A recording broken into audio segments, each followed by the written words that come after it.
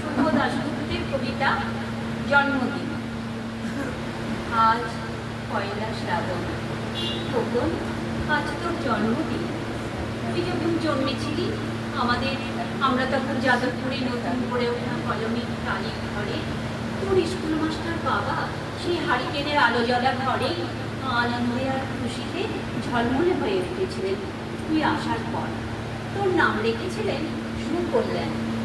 মানুষটার মনটা ছিল শিশুর মতন, অভাবে অনটনে বেঁচে থাকার নানা দুর্বিপাকেও ভেঙে পড়তেন না কখনো। সকলের ভালো চাইতেন মন থেকে। বলতেন, দেখো একদিন এই দেশের মানুষ ঠিক খুঁজে পাবে মুক্তির পথ।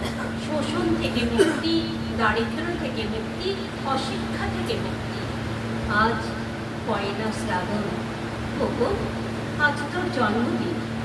ছোটবেলায় তোর মনে আছে খোকন, আমাদের ভাঙা মেঝেতে বাক্স থেকে বার করা মেজমাসের হাতে তৈরি আসনটা পেতে দিতাম, সামনে রাখতাম ঠাকুরের আসনের প্রদীপখানা। তুই বসতিস বাবু হয়ে চুপটি করে। তোকে আমরা একে একে ধান দৌড়া দিয়ে আশীর্বাদ করতাম। বাবা বলতেন, বড় হও, মানুষ হও। তোর বাবার সেই বন্ধু ঘোষ কাকা, উনি বলতেন, বেঁচে পড়তে থাকো। তুই জিজ্ঞেস করতিস, মা পড়তে মানে কি মা? আমি শুধু তোর মাথায় ধান দৌড়াই দিতাম, বলতাম না কিছু। শুধু মনে মনে বলতাম, ঠাকুর আমার খোকনকে তুমি মস্ত বড় মানুষ করে তোলো। আমার খোকন যেন সত্যিই মানুষ হয়, ওর যেন কখনো কোনো বিপদ না হয় ঠাকুর। অভাবের সংসারে ওই একটা দিন পয়লা শ্রাবণ, কষ্টের পয়সায় একটু বাড়তি দুধ নিতাম, পায়েস রান্না করে দিতাম তোকে। তুই খুব ভালোবাসতিস পায়েস খেতে। তোর বাবা বাস স্ট্যান্ডের দোকান থেকে নিয়ে আসতেন তোর প্রিয় মিষ্টি ছানার গজা। সামান্য স্কুল মাসুরিতে কি বা আয় হতো। ঘরে বসে ছাত্র পড়িয়ে আসতো কিছু। দাও দাও অভাবের আগুনে সে রসদ করতে সময় লাগতো না। তোর বাবার জামা সেলাই করতাম আর বারবার বলতাম, আসছে বসে একটা জামা বানিয়ে নিও। উনি হেসে বলতেন, বাদ দাও তো, খোকন বড় হচ্ছে, ওর জন্য ভাবছি সামনের মাসে আরও আছে দুধ নেব। দুধে শক্তি বাড়ে, বুদ্ধি বাড়ে। শক্তি আর বুদ্ধি না হলে তোমার খবর মস্ত বড় মানুষ হয়ে উঠবে কি করে? ভাবছি আরও দুটো টিউশনই নেব। ছাত্র পড়িয়ে পড়িয়ে মানুষটা দিনের শেষে ক্লান্ত হয়ে যেতেন। বারান্দার ধার ঘেঁষে যখন রাতের অন্ধকারে জোনাকির ব্যস্ততা আর ঘরে তোর পড়া মুখস্থ করার একটানা সুখ আমাদের কলোনির ভাঙাচোরা বাড়িটাকে একেবারে জীবন্ত করে রাখত। উনি আমায় বলতেন, একটু খাওয়া দাওয়া করো, তোমার চেহারাটা তো ভীষণ ভেঙে পড়েছে, শাড়িটাও দেখছি বেশ ছিঁড়েছে। কালই ফেরার পথে আমি একটা শাড়ি নিয়ে আসবো, ধারেই আনবো। আমি বলতাম, ধুর, সামনে খোকনের উঁচু ক্লাস, কত বইপত্র কিনতে হবে, কত খরচ। উনি দীর্ঘশ্বাস ফেলে চুপ করে যেতেন। জোনাকিরা নিঃশব্দ অদৃশ্য আলোর আলপনা উঠত উঠোনের আগাছার চোপে। আবহ সঙ্গীতের মতো তুই ভিতরে বসে বসে পড়া মুখস্থ করতিস, ইতিহাস, ভূগোল, গ্রামার। ঈশ্বর আমাদের নিরাশ করেননি। তুই কত বড় হলি, সব পরীক্ষায় তোর কত ভালো ফল হলো। বাবা বললেন, আরও পড়ো, উচ্চ শিক্ষায় উচ্চ সম্মানে একমাত্র পথ। তুই আরও পড়লি, তারপর তো চাকরি হলো কত বড় অফিসে। মনে আছে খোকা, প্রথম মাসের মাইনে হাতে পেয়েই তুই কত কি কিনে এনেছিলি?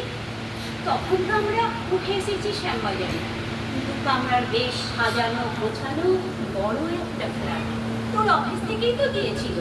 সেই বাড়ি, সেই ঘর, সেই ব্যালকনি, কত স্মৃতি, কত ছবি।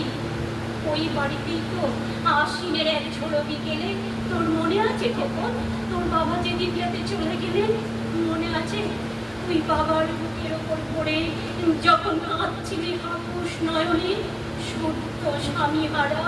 আমি সেদিন তোর সেই অসহায় মন দেখতে আরো বেশি করে ভেঙে পড়েছিলাম। তোকে বুকে টেনে নিয়েছিলাম ছোটবেলার মতো, বলেছিলাম, কাঁদিস না খোকা, আমি তো আছি। পয়লা শ্রাবণ। কলকাতা থেকে অনেক দূরে মফস্বলের এই বৃদ্ধাশ্রমে আমি একেবারে একা। খোকন, আমি একেবারে একা। তোকে বড় দেখতে ইচ্ছে করছে রে খোকন, তোকে, বৌমাকে আর ছোট বিন্দুকে। তোরা এখন কত দূরে, সল্টলেকের মার্বেল বসানো ঝকঝকে বাড়িতে। আজ তো জন্মদিনে নিশ্চয়ই খুব বড় পার্টি হচ্ছে, তাই না রে খোকন? লোকজন, হইচই, খাওয়া দাওয়া, খুব ভালো, খুব ভালো। খোকন, আজ পয়লা শ্রাবণ।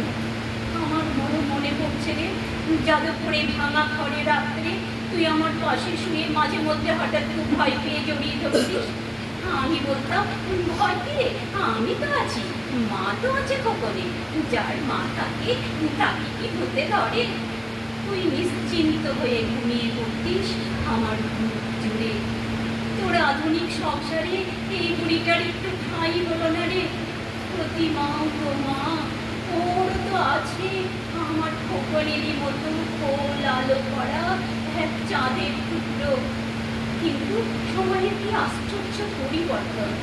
খোকন, তুই বোধহয় আর এখন পায়েস খাস না, তাই না রে? তুই জানিস না খোকন, আজ আমি সকালে পায়েস রান্না করেছি। হ্যাঁ রে, তোরই পাঠানো টাকায়। সারাদিন সেই পায়েসের বাটি সামনে নিয়ে বসে আছি রে, এখানে এখানে এই বৃদ্ধাশ্রমে আমার একলা ঘরে। আর কেউ নেই খোকন, আমার একলা ঘরে আর কেউ নেই।